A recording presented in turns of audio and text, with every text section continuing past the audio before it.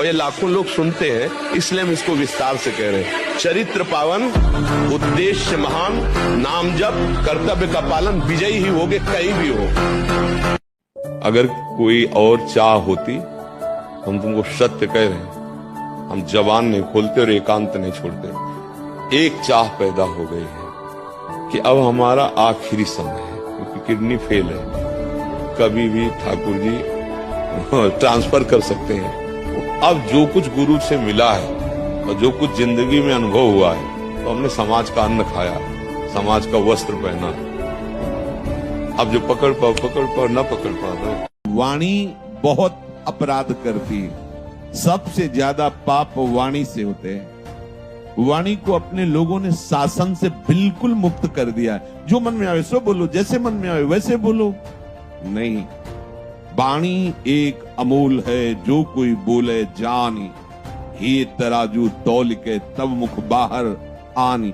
बहुत संभाल कर भजन करने वाले उपासक को वाणी पर विशेष ध्यान देना चाहिए। अगर संसार को देखोगे तो गिरते ही चले जाओगे, अगर प्रभु को देखोगे, अपने से बड़ों को देखोगे तो उठते चले जाओगे।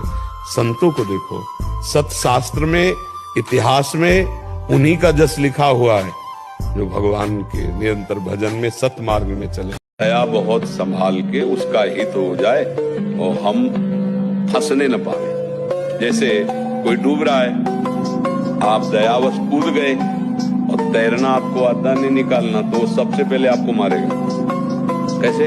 वो सांस लेना चाहेगा आपका सहारा लेके, तो सबसे पहले आप जाओगे।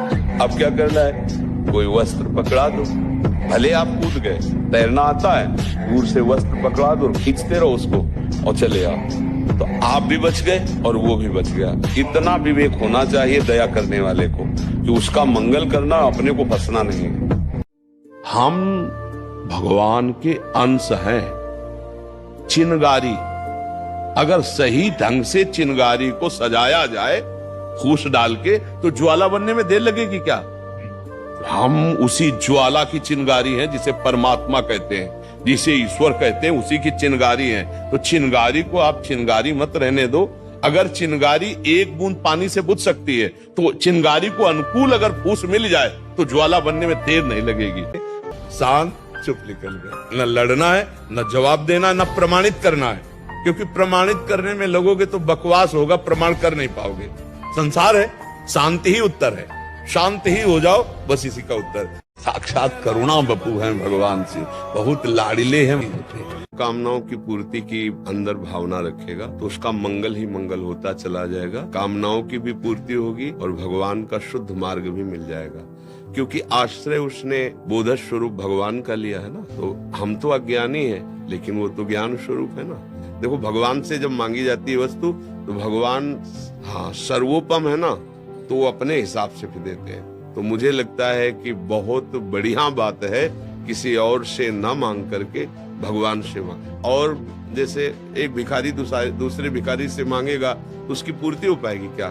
यहाँ सब कामना से युक्त है, तो हम अगर किसी से मांगे भी तो ऐसा ही मांगना होगा जैसे एक भिखारी दूसरे भिखारी से मांगे। अच्छा, देवता लोग जो हैं वो दाता नहीं है, वो कर्म के मंत्री हैं। जैसे कहीं भी कितनी भी भयानक परिस्थिति हो, तुम्हें लग रहा हो कि यहाँ हमारे प्राण संकट में है, अगर ये मंत्र शास्त्रीय पद्धति से संयमशील पुरुष हो और उच्चारण कर ले, तो तुम्हारा विघ्न करने वाला वहां से भागेगा और नष्ट हो जाएगा अगर तुम्हारे समीप आएगा।